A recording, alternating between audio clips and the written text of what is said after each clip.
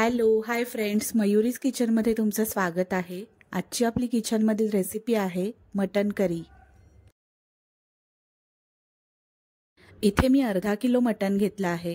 स्वच्छ पाण्याने 2-3 वेळा धुवून आपण ते कुकरमध्ये शिजत घालणार आहोत।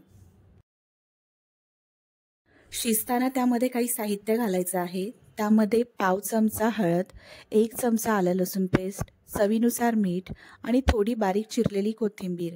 त्यानंतर 1 चमचा लिंबूचा रस यामध्ये घालायचा आहे।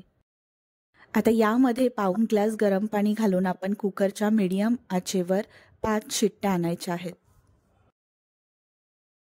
आता एका मोठ्या रुंद पातेल्यामध्ये 2 मोठे चमचे तेल गरम करून त्यामध्ये 7-8 लसणीच्या पाकळ्या ठेचून घातल्या आहेत।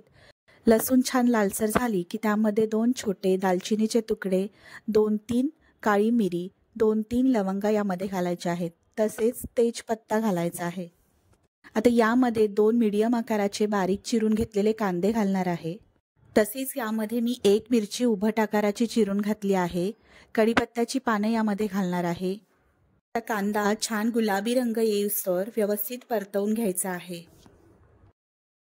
कांदा छान गुलाबीसर झाला की त्यामध्ये 1 मोठ्या आकाराचा बारीक चिरून घेतलेला टोमॅटो घालणार आहे। टोमॅटो सॉफ्ट झाला की त्यामध्ये मी 2 चमचे आलं लसूण पेस्ट घालणार आहे आणि तीही व्यवस्थित छान परतवून घेणार आहे। इथे आता मी काही घरगुती मसाले यामध्ये घालणार आहे।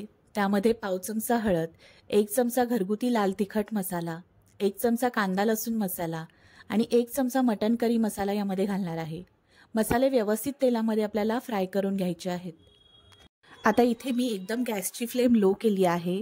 त्यामध्ये 3 चमचे फेटलेलं दही यामध्ये मी घालणार आहे। दही व्यवस्थित मसाल्यांमध्ये एकजीव करून घ्यायचं आहे। आता यामध्ये मी अर्धा वाटी कोकणातील स्पेशल कांदा खोबऱ्याचं वाटण घालणार आहे। आता हे वाटण आपल्याला तेलावर छान तेल सुटेस्तोवर व्यवस्थित परतवून घ्यायचं आहे। मसाले करपू नयेत यासाठी मी यामध्ये 2 चमचे पाणी घातलं आहे आणि व्यवस्थित पुन्हा एकदा एकजीव करून घेतला आहे। आता मटन करीला छान कलर येण्यासाठी मी 1 चमचा काश्मीरी लाल तिखट घालणार आहे।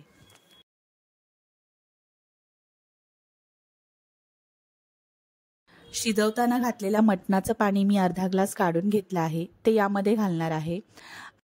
आता यावर झाकण ठेवून 5 मिनिटं आपल्याला छान वाफ आणून द्यायची आहे। 5 मिनिटानंतर मसाल्याला छान तेल सुटलं आहे। आता यामध्ये आपल्याला शिजलेलं मटण घालायचं आहे। आता इथे आपलं मटण छान शिजलेलं आहे, त्यामुळे जास्त शिजवत बसायची गरज नाही। 5 मिनिटं छान एक उकळी आली की आपल्या इथे मटण तयार होणार आहे। त्यासाठी तुम्हाला किती कमी जास्त त्याचा पातळपणा हवा आहे यानुसार पाणी ॲड करायचं आहे आणि झाकण लावून मोठ्या गॅसवर 5 मिनिटं उकळी आणायची आहे। इथे तुम्ही पाहू शकता मटणाला छान सुंदर रंग आणि तेलाची तर्री आली आहे। आता यामध्ये चवीनुसार मीठ आणि बारीक चिरलेली कोथिंबीर घातली की आपली खाण्यासाठी मटन करी तयार आहे। तुम्हाला ही आजची माझी मटन करीची रेसिपी कशी वाटली हे कमेंट्सद्वारे कळवा। चॅनलवर नवीन असाल तर मयुरीज किचनला सबस्क्राईब करायला विसरू नका।